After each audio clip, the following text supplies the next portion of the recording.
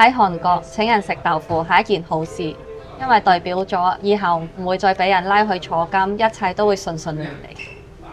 香港黑白兩道都會拜關二哥，但有冇諗過韓國黑幫去劈友之前會拜邊個呢？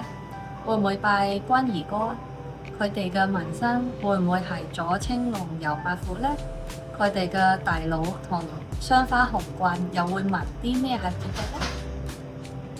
呢度係位於首爾嘅關公廟。1592年，日本豐臣秀吉入侵朝鮮，身為藩國嘅朝鮮就梗係向宗主國嘅明朝求援。明朝於是派遣大軍幫拖，就咁打仗就梗係冇嘢講啦。但相傳有人打下仗，見到關公顯靈，帶領神兵從天而降，打贏咗日軍。至於邊個見到，就梗係明軍啦，因為當時嘅韓國根本唔知關公係乜水。但就因為咁，明朝皇帝就喺1599年戰事完結嗰陣，借機資助朝鮮喺首爾起咗間廟拜祭關公，成就咗今日嘅關帝廟。唔知大家有冇去過鄧氏祠堂呢？好多香港人都冇留意鄧氏祠堂嘅屋脊位置，其實放咗石灣鰲魚同埋麒麟，象徵火旺同埋獨佔鰲頭。而韓國建築都會做同樣嘅嘢，佢哋嘅屋頂上面放咗好多叫習像嘅神像，多數係唐三藏、孫悟空、神龍佢哋，表示吉祥同安康，同保護免受火災影響。大家可以睇到嗰個屋頂嗰度有好多嗰啲公仔，喺韓國叫做習像，越多習像就代表個 building 越重要。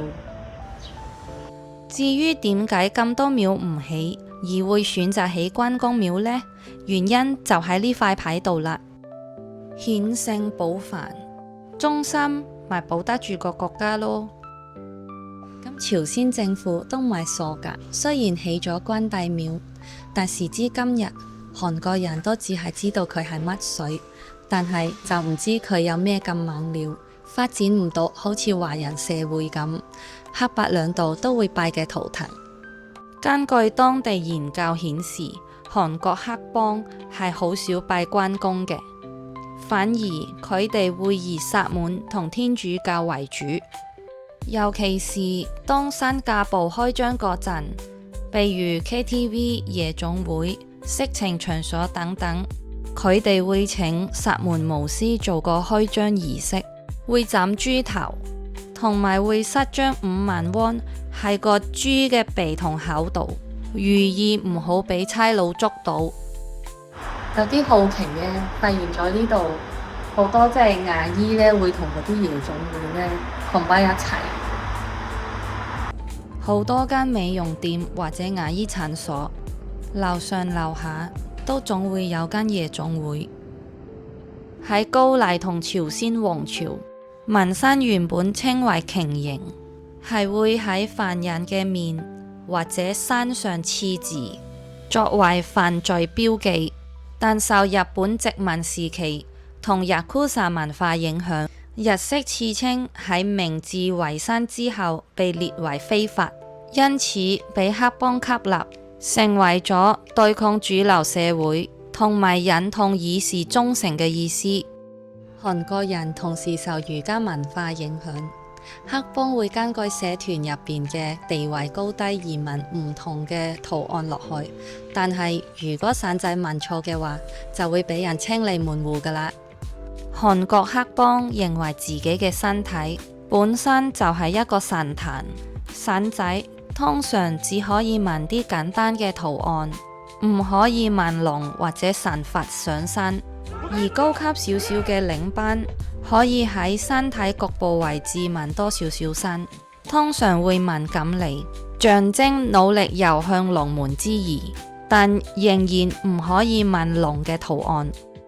去到師爺嘅位置，因為要輔助大佬，所以會紋下山虎、鳳凰或者千手觀音，威嚴僅次於龍，有輔助之誼。大佬就梗係問五爪金龍啦，寓意至高無上。至於最引人入勝嘅，當然係成個社團最好打嘅雙花紅棍。佢哋會問不動明王喺談判或駁火嘅時候，用嚟震懾對手。喺韓國請人食豆腐係一件好事，因為代表咗以後唔會再俾人拉去坐監，一切都會順順利利。不動明王喺佛教密宗裏邊地位極高，威嚴無比。佢擁有極度兇惡嘅面相，右手揸住智慧劍，左手揸住卷索，曾經殺過魔，連神都踩喺腳下。雙花紅棍問不動明王就梗係 good fit 啦。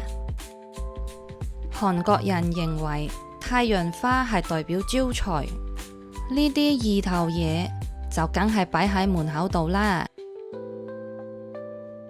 佛教、薩滿、印度教、韓國黑道乜都有齊，甚至撈埋個天主教。